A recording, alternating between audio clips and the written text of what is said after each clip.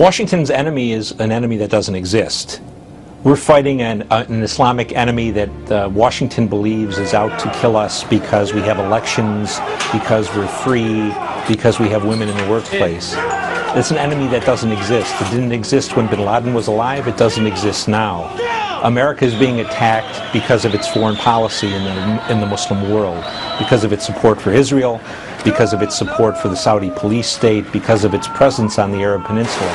And until we accept that, until Americans can say to each other, whether you support aid to Israel or not, our relationship with Israel is causing this war, we are not going to be able to defeat this enemy. And Israel itself as a country is not the problem. The real problem is the leaders of the Jewish American community in the United States who influence and corrupt our Congress to support Israel when we have no interest there. The American political establishment is caught between two things. They're extremely pro-Israel, and they're almost Marxist in their belief that democracy and the spread of democracy is inevitable in all places, in all peoples, at all times. And so they need to protect the Israelis, but they can't say what is a reality. For example, there is not going to be a democracy in Tunisia, or Libya or Egypt that in any way resembles democracy in the West. And yet what they've done is create anarchy. They've created a situation where the only beneficiaries are the Islamists. The guns that have flown out of Egypt, out of Tunisia, out of Libya to the Islamists have been enormous in their volume.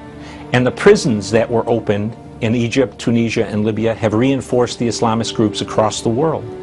So their mindless pursuit of secular democracy at the end of the day endangers the stability of the region and probably the whole world. The truth is, American and Western foreign policy interests in the Middle East have depended for 50 years on the maintenance of tyranny. Tyranny that gave us access to oil, tyranny that protected Israel, and in the last 20 years, tyrannies that persecuted Islamists to protect us. All of that is going by the wayside. And to the Israelis' credit, the Israelis are the only ones who have stood up and said, democracy may not be very good for our security, and they couldn't be more correct.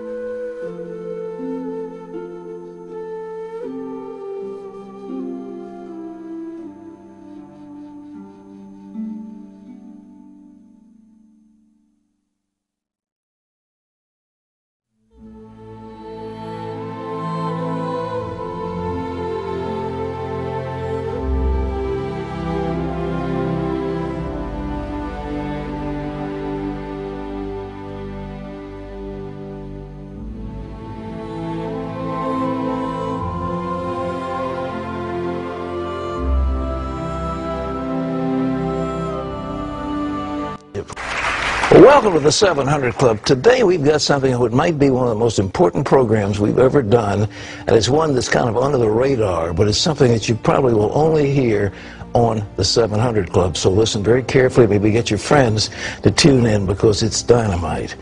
Well, Islamists made a strong showing in Tunisia's election, and Libya's new leader is talking about Islamic law.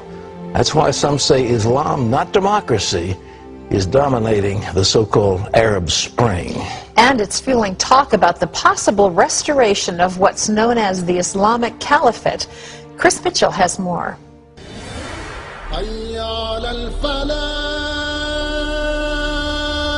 When Muhammad died 14 centuries ago, the Muslim world needed someone to take the Prophet's place. The Caliphate was the leadership of Islam after the death of Muhammad, the Prophet of Islam. The last caliphate was located here in Istanbul, Turkey. For 400 years, Istanbul and the Topkapi Palace behind me was the political center of the Muslim world. From here, the Turkish sultans ruled the Ottoman Empire as caliphs from 1517 until the empire fell after World War I. But in 1924, the Turkish leader Ataturk abolished the caliphate. Since then, many Muslims dreamed of its return. The major aim of the caliphate is to rule the world, and this can be done under the leadership of one caliph who he himself only can declare a holy war, a jihad. Some believe a restored caliphate will precede the Islamic Messiah. While they may disagree on tactics, many modern Islamic groups share the goal of restoring the caliphate. They include the Taliban, Al-Qaeda, Hamas, Hezbollah Tahrir, and the granddaddy of them all, the Muslim Brotherhood. The Muslim Brotherhood was set up in 1928, 4 years after the disbanding of the Muslim Caliphate by Ataturk, and their specific mission was to reestablish the Caliphate, just 4 years later. And they've been pursuing that mission ever since. Their goal remains to set up one world Islamic government. The Brotherhood now has a foothold in Egypt, where after the fall of the Mubarak government, it became the country's most organized political party. What the Muslim Brotherhood would like to see is a strong, powerful Islamic world government armed with nuclear weapons, whether those are provided by Pakistan or Iran, doesn't matter. And they would be gradually eliminating Christian and Jewish influence, Christian and Jewish governments. Another potential power player who wants to restore the caliphate is Turkish Prime Minister Erdogan. I think Erdogan clearly sees himself as the founder of the new caliphate, the world Islamic government, with Turkey at its center. I think this is what's behind him offering to send the Turkish Navy, for example, to protect a, quote, peace flotilla that would come to Gaza. I'm sure that in his heart he's dreaming about the re-establishment of the caliphate. Yeah. He behaves like it. I mean, he can easily push this area into a great war. The threat of war and rise of Islam lead many to say the so-called Arab Spring is a misnomer. I wouldn't call it an Arab Spring. It's far from being an Arab Spring. It's the same kind of winter. Chris Mitchell, CBN News, Istanbul, Turkey. It's dynamite, and ladies and gentlemen, mark that as you read the news and you see the Obama administration saying there's nothing wrong with the Muslim Brotherhood, Hillary Clinton saying that the Muslim Brotherhood is modest, a moderate group. Nonsense. It has one goal, and that's to reestablish the caliphate, to reestablish Muslim domination around the world. Just watch it when you read your headlines. What happens in Tunisia? What happens in Egypt? What happens in Syria? What happens in Iran? What's going to be happening in Iraq as soon as we pull out? What happens in Pakistan? And you read what Karzai said in Afghanistan. He said if it came down to a showdown between the United States and Pakistan, he would put Afghanistan on the side of Pakistan against the United States. Now, that's what we're facing.